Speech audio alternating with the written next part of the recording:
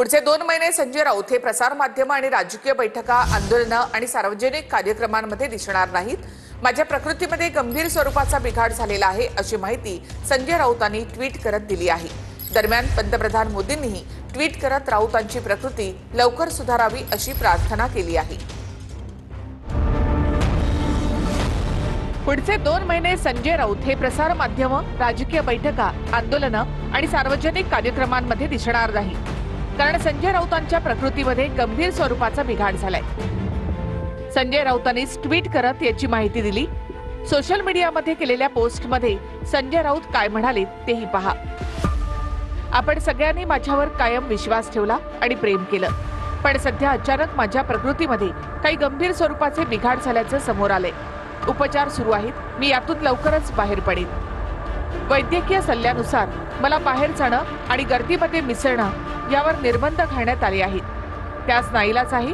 मला खात्री आहे मी ठणठणीत बरा होऊन साधारण नवीन वर्षामध्ये आपल्या भेटीस येईन.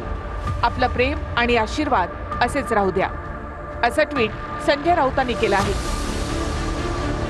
प्रकृती अस्वास्थ्यामुळे संजय राऊत महाविकास आघाडी आणि मनसेच्या संयुक्त बैठकीला सुद्धा हजर राहिले नव्हते.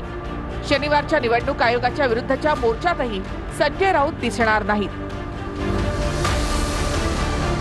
मध्ये राऊत साहेबांच्या काही टेस्ट्स वगैरे केल्या होत्या आणि कालही ते एका मीटिंगला त्याच्याचमुळे येऊ शकले नाहीत. त्यामुळे राऊत साहेबांशी आम्ही कॉन्टॅक्टमध्ये आहोत. जे काय ऑफिशियल आहे म्हणजे कौटुंबिक लेवलला आम्हाला सगळ्यांनाच काय परिस्थिती आहे माहिती आहे, पण मला असं वाटतं हा त्यांचा फॅमिलीचा अंतर्गत प्रश्न आहे. ते जेव्हा तुम्हाला सांगायला त्यांना योग्य वाटेल तेव्हा ते तुम्हाला पारदर्शकपणे नक्की सांगतील. पंतप्रधान नरेंद्र मोदी यांनी सुद्धा संजय राऊत यांच्यासाठी ट्विट केलेलं आहे.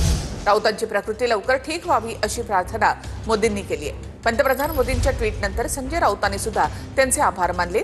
मोदींनी राऊतांची प्रकृती लवकर बरी व्हावी यासाठी प्रार्थना केल्यानं राऊतांनी आभार मानले.